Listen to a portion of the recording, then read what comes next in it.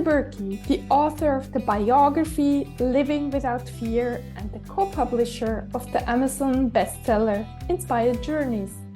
Get in touch with me if you want to start living without fear or writing a book.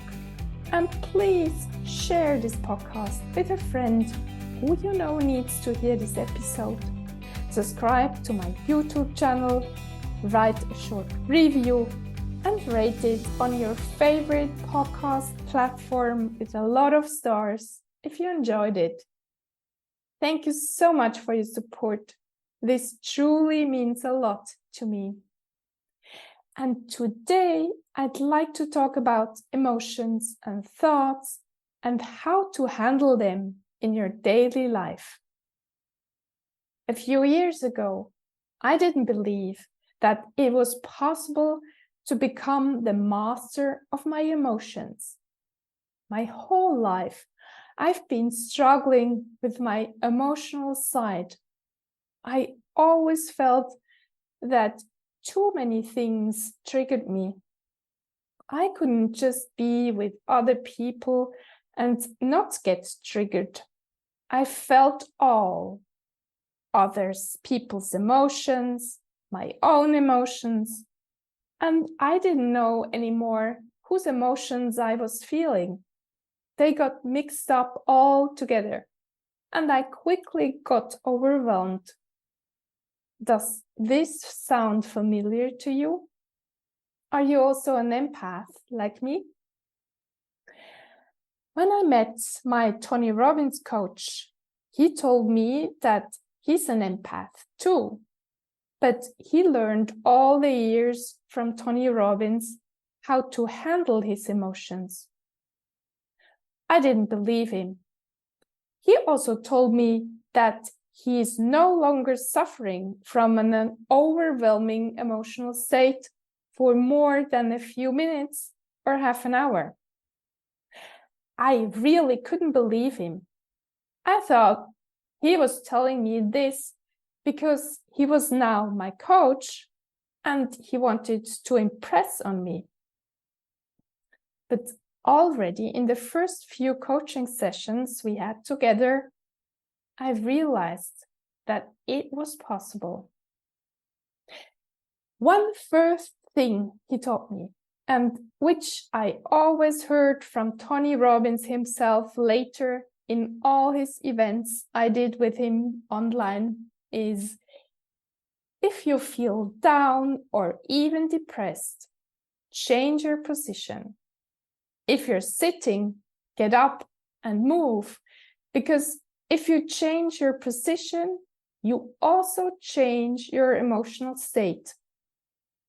I remember when I was depressed in my 20s or 30s, I used to lie on my bed and listen to one sad song over and over again and cry for half an hour or more. I never moved my body.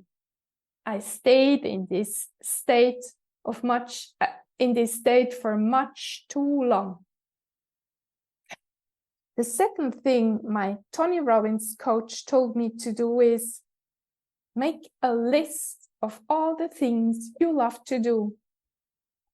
It doesn't have to be big things, not at all. Write down the small things in life you enjoy and make this list long. Make 50 things. I laughed at my coach then because I thought it was totally ridiculous to find 50 things. But I did it. And I also found 50 things at the end. And I think I could do this exercise again because I changed and things changed. So try it out. And my coach told me to use this list whenever I feel depressed or in a negative state, and choose one thing from it, or even two, and do it and see how quickly I change my emotions. And it works. It perfectly works. For example, whenever I go for a walk, whenever I move my body, my emotions change for sure. A third thing I want to give you today is from Wayne Dyer, the spiritual teacher who has already passed away, but many of my mentors have learned from him.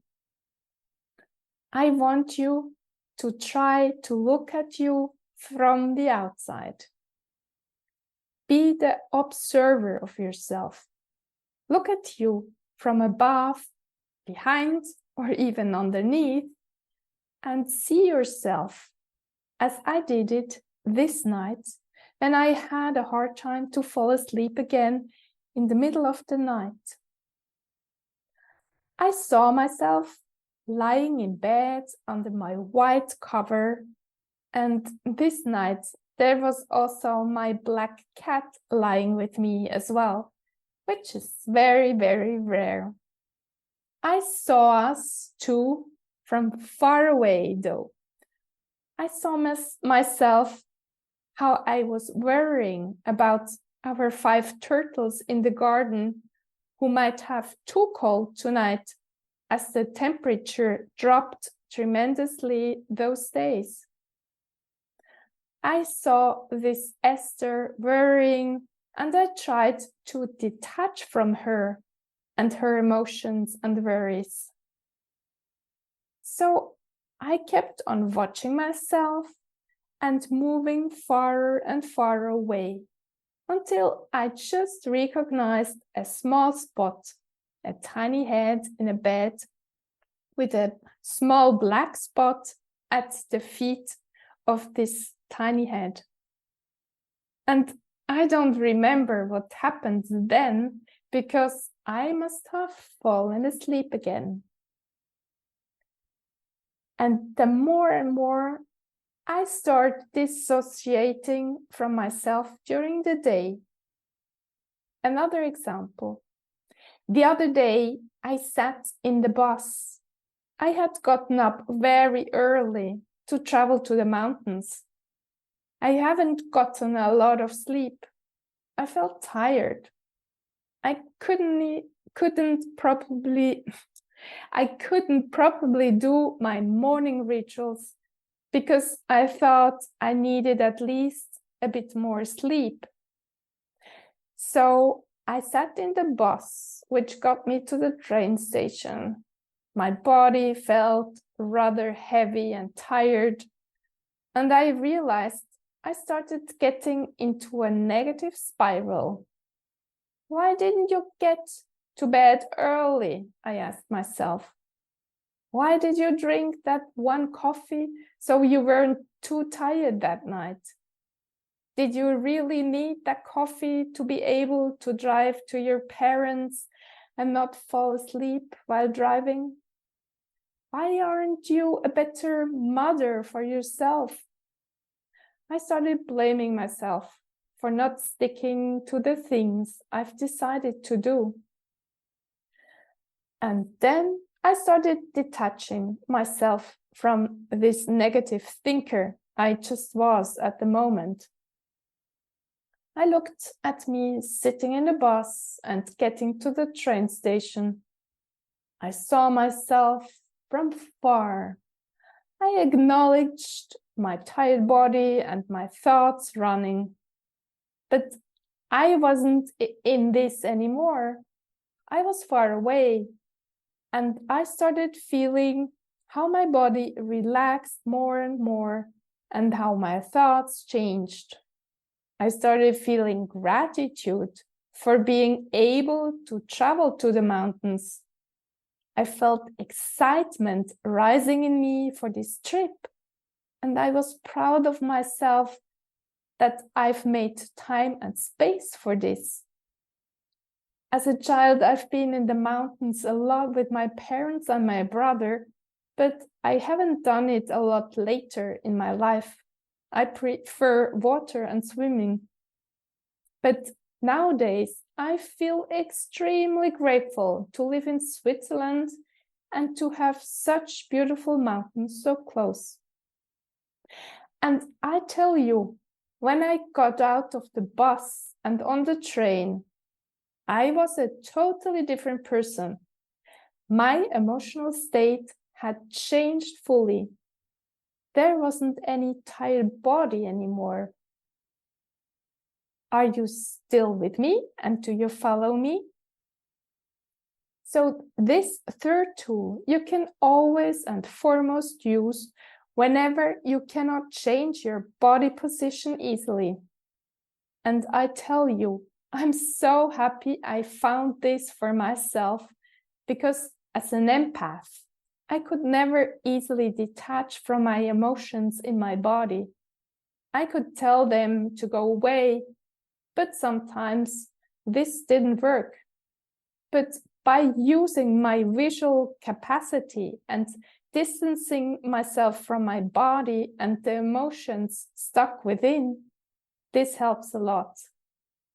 And I really hope it will help you as well. Thank you, dear listener, for spending your precious time with me and being open to learn how to become the master of your emotional state. And I cannot repeat it enough. In case you feel worthless right now and you think nobody seems to like you, I tell you, you're amazing. I love you. And you're a gift to everyone who crosses your path. And please tell yourself these sentences over and over again. Have an amazing day and talk to you next week.